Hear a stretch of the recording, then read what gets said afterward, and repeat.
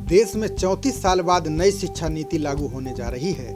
अगर आप अभिभावक हैं या विद्यार्थी, दोनों के लिए जानकारी बेहद जरूरी है। बुधवार को इस नई शिक्षा नीति को कैबिनेट ने मंजूरी दी है।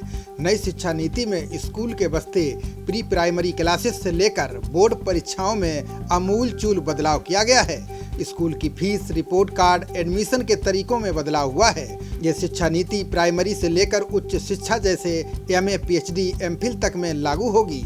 आइए हम आपको बताते हैं कि इससे विद्यार्थियों की पढ़ाई पर क्या फर्क पड़ेगा। प्रधानमंत्री नरेंद्र मोदी की अध्यक्षता में हुई कैबिनेट बैठक में 34 साल बाद नई शिक्षा नीति की घोषणा की गई है। इसकी जानकारी केंद्रीय मंत्री रमेश पोखरियाल निशंक ने दी है। निशंक ने कहा कि नई शिक्षा नीति के तहत राज्य स्कूल मानक प्राधिकरण में अब सभी सरकारी और निजी स्कूल शामिल होंगे। पहली बार सरकारी और निजी स्कूलों में नए नियम लागू होंगे। इससे निजी स्कूलों की मनमानी फीस पर लगाम लगेगी। गुणवत्ता सुधारने के लिए स्कूली शिक्षा की हर 5 साल में समीक्षा की जाएगी। वर्ष 2022 के बाद पैरा टीचर नहीं रखे जाएंगे। शिक्षकों की भर्ती सिर्फ नियमित होगी। रिटायरमेंट से 5 साल पहले शिक्षकों की नियुक्ति का काम केंद्र और राज्य शुरू कर देंगे। ग्रामीण, पिछड़े और आर्थिक रूप से कमजोर वर्ग के छात्रों के लिए स्कूलों में नाश्ता भी मिलेगा। अब तक मिड डे मील में दोपहर का भोजन मिलता था। इसी साल से पौष्टिक नाश्ता भी दिया जाएगा। इसके अलावा शारीरिक जांच के आधार पर सभी बच्चों को हेल्थ कार्ड भी मिलेगा। रमेश पोखरियाल निशंक ने कहा कि इस नीति में 1 से 12वीं की शिक्षा के साथ उच्च शिक्षा, कृषि, कानूनी, चिकित्सा और तकनीकी शिक्षा जैसी व्यावसायिक शिक्षाओं को इसके दायरे में लाया गया है। इसका मुख्य उद्देश्य छात्रों को पढ़ाई के साथ साथ उन्हें रोजगार परक शिक्षा दिलवाना है।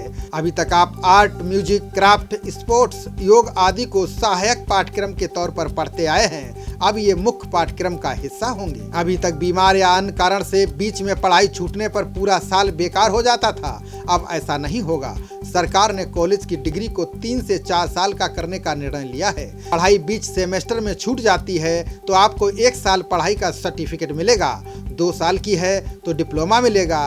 3 या 4 साल के बाद डिग्री दी जाएगी। 3 साल की डिग्री उन छात्रों के लिए है जिन्हें हायर एजुकेशन नहीं लेना है। हायर एजुकेशन करने वाले छात्रों को 4 साल की डिग्री करनी होगी। 4 साल की डिग्री करने वाले छात्र 1 साल में एमए कर सकेंगे। रिसर्च में जाने वालों के लिए भी नई व्यवस्था की गई है। डिग्री के साथ 1 साल एमए करके एमफिल की जरूरत नहीं होगी। इसके बाद सीधे पीएचडी में जा सकते हैं। इसका मतलब ये हुआ कि सरकार अब एमफिल को पूरी तरह से खत्म करने जा रही है। अब परीक्षाओं का तनाव कम करने के लिए बोर्ड 3 बार में परीक्षा करा सकता है। नई राष्ट्रीय शिक्षा नीति 2020 में नेशनल टेस्टिंग एजेंसी को अब देश भर के विश्वविद्यालयों में प्रवेश के लिए प्रवेश परीक्षा आयोजित करने के लिए चार्ज दिया जाएगा, जिसमें वो उच्च शिक्षा के लिए आम यानी कॉमन एंट्रेंस परीक्षा का आयोजन कर सकता है। इसके अलावा अब बच्चों के रिपोर्ट कार्ड में लाइफ स्किल्स को जोड़ा जाएगा। जैसे कि आपने अगर स्कूल में कुछ रोजगार परक सीखा है तो इसे आपके रिपोर्ट कार्ड में जगह मिलेगी। सरकार ने तय किया है कि अब सकल घरेलू उत्पाद यानी जीडीपी का कुल 6% शिक्षा पर खर्च होगा। फिलहाल भारत की जीडीपी का 4.43% हिस्सा शिक्षा पर खर्च होता था। वही मानव संसाधन विकास मंत्रालय का नाम बदलकर अब शिक्षा मंत्रालय कर दिया गया है। ये भी बड़ा और महत्वपूर्ण बदलाव है।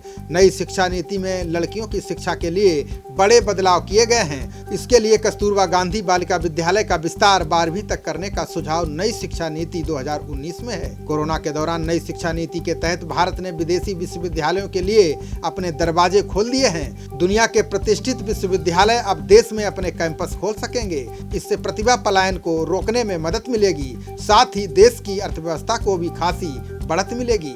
रमेश पोखरियाल निशंक ने कहा कि सरकार विश्व के सर्वोच्च रैंक वाले विश्वविद्यालयों को भारत में अपने कैंपस खोलने का अवसर देगी।